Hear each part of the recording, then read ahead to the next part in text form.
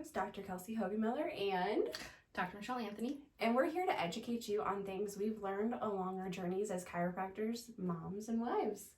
So grab your favorite cup of coffee, which today I made a coffee called Doctor's Orders, and click the subscribe button and join us on our journey with love and caffeine. Cheers! Okay, so today we're actually going to be talking about medial epicondylitis, aka golfer's elbow.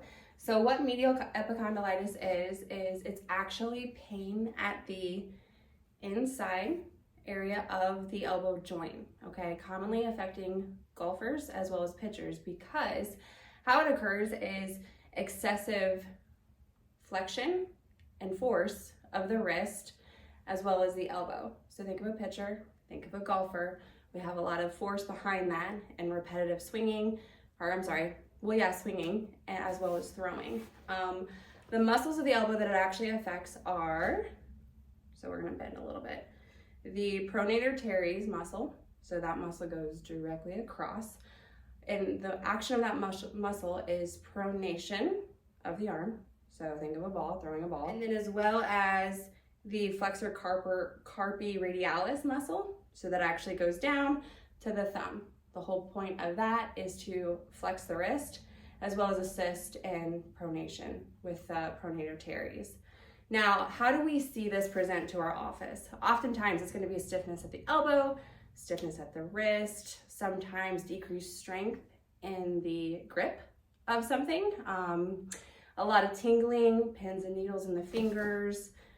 What else would you say that you see? I mean, that's pretty much... Sometimes people have weakness. Yeah. Like they'll notice strength or grip weakness as well. Yeah, so how we actually test for this is I'm gonna have you make a fist, flex your wrist for me, keep this elbow bent like this. I'm just gonna elevate it for view of the camera. What I'm gonna actually try to do is I'm going to try to extend her wrist down while supporting the elbow, but also too, I'm trying to extend the forearm down as well. So as I'm doing this, she'll immediately feel, so because she doesn't have any pain there, she'll feel those muscles tightening. And then those that do have this issue may notice weakness or recruit of other muscles. So they're going to be pulling away, trying to flex that arm back up to themselves, because nobody wants to appear weak. Different kind of stretches you can actually do for this. We will go over that, and then I'd say after this we'll do some exercises, or not exercises, adjustments and treatment, and how we deal with it here in the office. So exercises you can do for this are resisted wrist flexion and extension. So take, a little 1 to 3 pound dumbbell weight in your hand. You can also do resistance bands, or you can do it free, just active passive motion. Pronation and supination. So just literally forearm twisting back and forth. You can do it with a weight, you can do it without a weight. Start without, work your way up to a weight. Also too, bicep curls. So do that free without anything. Once you get past the point of pain, then go ahead and add a weight to it. You can even do a resistance band with it. Those are all great exercises. Some will even do grip strength. So like a stress ball. Sit there and squeeze as tight as you can frequently throughout the day. That'll help build up the muscles in your wrist as well as your palm of your hand. So I think next up, we're gonna actually show you how we treat this condition in our office. Okay, so one of the first things we're gonna go over today is a pretty common therapy we use here, especially for issues like this where there's such a big muscle component, is electrical stimulation. Some people call it E-stim, the TENS unit, that's another name that people have for it. So essentially, I'm gonna kind of show you the setup we would do, and then we're gonna do a little bit of it on Gabby. So, big thing with pads is we wanna make sure we cross. So really our big thing is we wanna make sure we're hitting those muscles Kelsey was talking about earlier. So, I'm going to put one above this point right there, kind of that medial part of the elbow. And then, like I said, we cross pads. So this one I'll put here. And then we want to make sure we're getting this whole muscle group. So then we'll do down here. And put the other one right in there. So really electrical stim, kind of one of the main goals is it can do a couple of things, but a big one, especially for an issue like this where you're dealing with a muscle that is just chronically tight, is electrical stim is going to help fatigue the muscle fibers, which is going to allow them to relax. The other thing electrical stim will help with is inflammation and then also pain relief. Sometimes I tell people a big roadblock treatment-wise can be pain, right? So if you have enough pain that you're not able to do rehab, stand in adjustment, some of the other things we would need to do, one of the first things we want to do is get a little bit of pain relief in there so that we can kind of continue with treatment. So, okay, we're going to turn this on. Which line am I hooked up to? 1, 2, okay. All right, so first thing I'm gonna do is just ask Gabby to tell me when she starts to feel it, okay? Okay.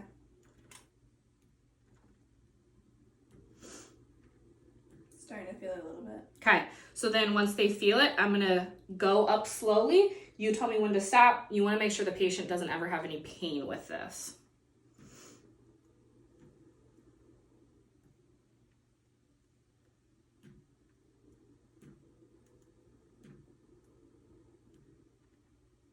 About there. Okay, so then we'll leave it there. I was curious to see if you're... Sometimes with stim on the arm, you can like see hand kind of move just because like I said, it's pulsing those muscles and fatiguing them so that they will eventually relax. Yeah, so that's pretty normal with electrical stim. So yeah, essentially we'll have her, well not her, but if a patient who actually had this, we'd have them sit here for 20 minutes kind of with this electrical stim. Okay, so we have our lovely assistant, Vanna White, here. Okay, we have Gabby here. I'm going to go over some treatment stuff. So I'm going to start with adjusting. So one big thing with really anything upper extremity, shoulder blade, elbow, all of that kind of stuff, almost always thoracic spine needs to be adjusted because shoulder blade, it's a pseudo joint. It basically just lays right on top of the thoracic spine. So a lot of times there's an issue with extension in the mid-back from that repetitive motion, whether it be baseball, golf, tennis, any of those things where you're kind of bringing arm back. So for her, I'm going to start by adjusting mid-back. I'll adjust neck as well, since that's essentially kind of leading right into that shoulder and stuff as well.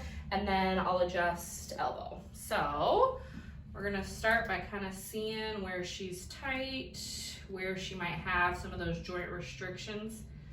Dang, girl. Okay, take a big breath in and out for me. Oh. Okay, another big breath.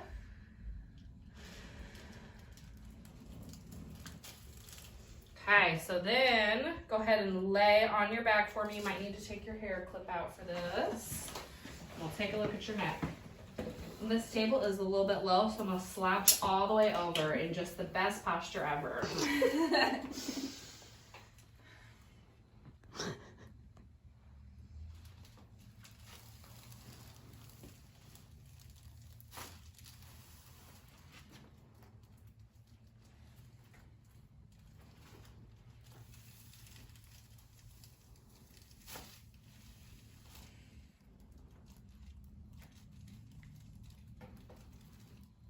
Okay, so then we'll have you sit up.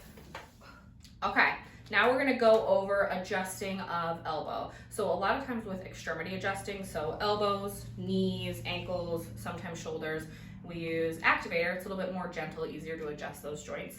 So when I do elbow adjusting, and every chiropractor is a little bit different, but I work mostly on palpation. Essentially, I'm just feeling around in the joint, seeing where there's joint restriction, and then of course, I mean, based off anatomy and kind of knowing what the issue is. So I'll just kind of relax this as much as you can, try to kind of let me hold the whole weight of your arm. Okay. I know, easier said than done. And I'll just kind of do, I mean, obviously she doesn't have golfer's elbow, but a really common place is right in funny bone area. But right where olecranon is, which is kind of where forearm and upper arm meet, is where a lot of that joint restriction will be, especially in kind of the extension motion. Relax. And then I'll even kind of do, ooh, good one. That moved really good, okay.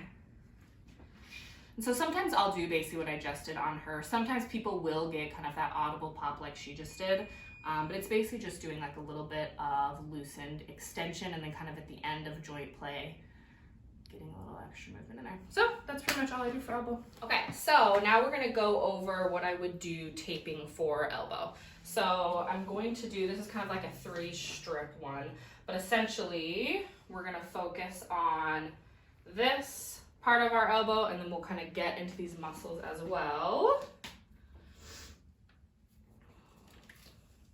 Okay, so first one I'm gonna do is really gonna add stability right to the point where all of those muscles meet on the inside of that elbow, which is where most of the pain is localized for golfer's elbow.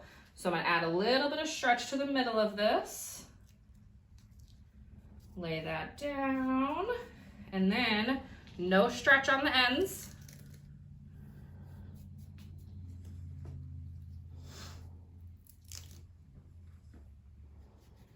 And the adhesive kind of like heats up with friction, so we want to really get those edges. Then we'll do same thing. We're going to kind of create an X. Really stabilize that part as much as we can. So again, stretching right over that area. No stretch on the ends.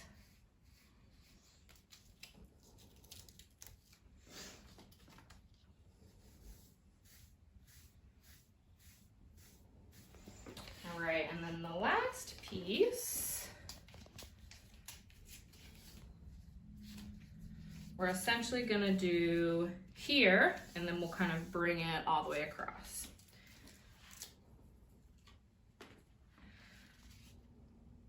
Whenever people ask me what kinesio-tape is, or whenever I'm taping a patient, one of the ways I explain it is, so when I was in high school and I played sports, we always had that white athletic tape that was used for any sort of injury. Yeah, just pull that down a little bit. For any sort of injury, and it was a very tough material and allowed almost no movement. I remember when I played tennis in high school, I would get my wrists taped because I had wrist issues. And whenever any of us tennis players would get it done, we would always have to like almost break it in and like break the tape a little bit because it essentially allows for no movement, which a lot of braces, wraps, things like that, that's essentially what they do, right? They kind of knock down movement, which yes, is going to aid in healing, but you really want to stabilize the joint while still allowing some motion. So that's why kinesio-tape is such a big thing now. A lot of professional sports players, you'll see this all over them while they're playing, because this is gonna allow her to still, I mean, she's got full motion in that joint still, but it's stabilized. So not only is it gonna help with the healing, the tight muscles, the inflammation, but it's gonna stabilize it while again allowing her to have full motion. So it's a really good tool to have, especially for people who are continuing to play their sport, like a golfer. Obviously they want to keep golfing. So that's kind of what we would do for golfer's elbow. Hogan-Miller and Dr. Michelle Anthony. I'm trying to be upbeat like you. Dr. Michelle Anthony. Okay, hold on. Our journeys as moms, chiros, and people. Was there another? What? I guess you're right. Yeah, upper trap, I will see people like